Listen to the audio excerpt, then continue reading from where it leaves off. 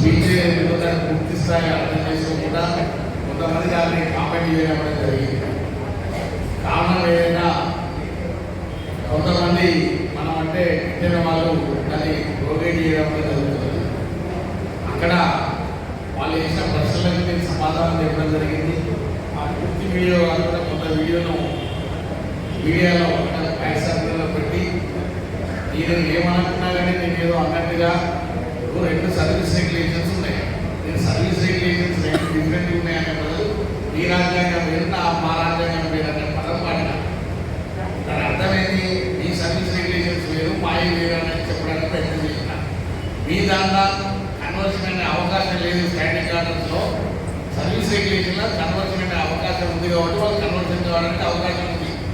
మీకు అవకాశమే లేనప్పుడు ఎట్లా కన్వర్షన్ అవుతుందని మాట్లాడడం జరిగింది. అంటే ఎదుటి వ్యక్తులు మనల్ని రెచ్చగొట్టడానికి అసాధ్యమైనటువంటి డిమాండ్ పెట్టినప్పుడు సాధ్యమా కాదా అనేది మనం అందరం ఆలోచించుకోవాల్సినప్పుడు మీకు స్టాండింగ్ ఆర్డర్స్ ఉన్నంత కరకు కన్వర్షన్ సాధ్యం కాదని చెప్పడానికి ప్రయత్నం చేసింది. ఇది ఇప్పుడే కాదు,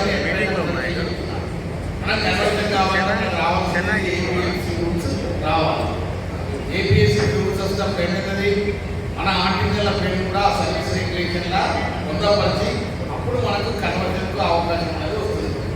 అంతవరకు రాదు అని చెప్పినందుకు తను రకరకాలుగా, ఎందుకంటే మాకు వ్యతిరేకంగా మాట్లాడుతున్న సార్ అనేది వాళ్ళ వాదన. వ్యతిరేకంగా మాట్లాడడానికి అది అసాధ్యం అని చెప్పడానికి ఏదైనా కాదు అనే దానికి భయపడాల్సిన అవసరం లేదు. అవుతుంది అన్నప్పుడు అవుతుంది.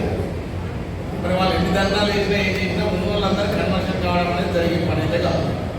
ఏదైనా ఒక పద్ధతి ప్రకారంగా ప్రొసీజర్ ప్రకారంగా జరుగుతుందని చెప్తే ఇప్పుడున్న ఎగ్జిస్టింగ్ జేఏలు అందరూ డిగ్రీ ఉంటే అందరికీ కన్వర్షన్ అవుతారా? స్క్రీనింగ్ టెస్ట్ పెట్టి స్క్రీనింగ్ టెస్ట్లో పాస్ అయిన దాంట్లో అందరూ ఖాళీలు ఉంటేనే అప్పుడు కన్వర్షన్ కావడానికి అవకాశం ఉంటుంది ఎవరికైనా.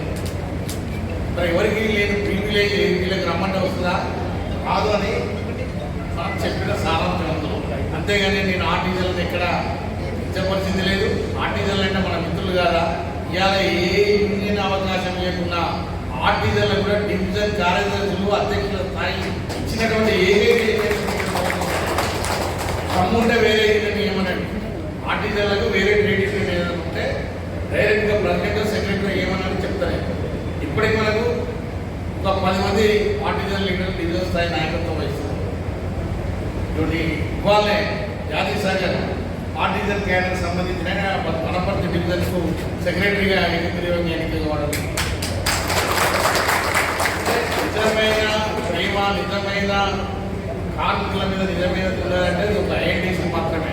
ఇలా అందరూ ఆర్టిజన్లు ఏంటంటే 327 కృషి, అందులో సంజయ్ రెడ్డి గారి యొక్క సలహా మేరకే అన్ని ట్రేడ్ యూనియన్ ఏకదాటి మీద కలిపి 2.5 సంవత్సరాలు పోరాటం చేసిన ఏకైక ఈవెంట్ 327.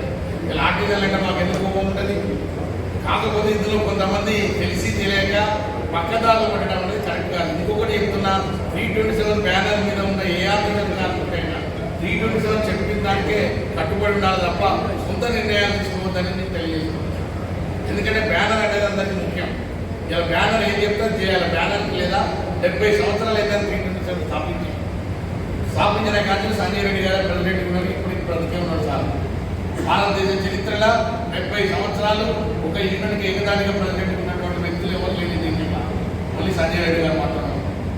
మరి అలాంటి దూరదృష్టి కలిగినటువంటి నాయకులు మనకు ఉన్నప్పుడు అందులో ప్రభుత్వం మనకు అనుకూలమైన ప్రభుత్వం వచ్చినప్పుడు మనం భయపడాల్సిన అవసరం లేదు. కావాలని మనకు పేరు వస్తున్న ఉద్దేశంతో మనకు పేరు రాకుండా ప్రభుత్వానికి విసిగించేలాగా ఈ ధర్నాలు చేయడం వల్ల ఇప్పుడు మనకు రావాల్సినటువంటి రేట్ చేంజెస్ కూడా డిలే కావడం జరిగింది. మినిస్టర్ గారు చాలా సీరియస్గా మా అందరు చేసి నాయకులందరూ కూడా వార్నింగ్ ఇవ్వడం జరిగింది. మీరు ఎందుకు రోడ్లు ఎక్కుతున్నారు, నేను ఏదైనా చెప్తే నేను మాట్లాడినా చేయనన్నా మీరు ఆ ప్రభుత్వంలో ఎక్కడో దూరం ఆర్టిజన్లు వేస్తే వాళ్ళందరికీ సేఫ్ ప్లేస్ తీసుకెళ్తాను. మరి మీ ప్రభుత్వం మీ మీద వ్యతిరేకంగా ఉందా? వ్యతిరేకంగా లేనప్పుడు అనవసరంగా మాట్లాడకుండా డైరెక్ట్ ధర్నాలు ఎట్లా చేస్తారని గవర్నమెంట్ చెప్పడం జరిగింది. ఇప్పటికీ ట్రాన్స్పోర్ట్ సీఎంపీ గారు చెప్పినా, ఎస్పీడీసీఎల్ సీఎంపీ చెప్పినా, ఎంపీడీసీఎల్ సీఎంపీ చెప్పినా గ్రేడ్ చేంజ్ చేయమంటే ఇవ్వడం లేదు. మరి ప్రభుత్వానికి ఆ విధమైనటువంటి కోపాలు చెప్పినా మనం కరెక్టేనా అనేది ఒకసారి ఆలోచించుకోవాలి. సాధ్యమయ్యేటువంటి వాటికి ప్రొసీజర్ ప్రకారంగా పోతే ఏ సమస్య అయినా పరిష్కారం అవుతుంది. మీరు చూడండి, గత వేతన సవరణ లోపల అంతకుముందు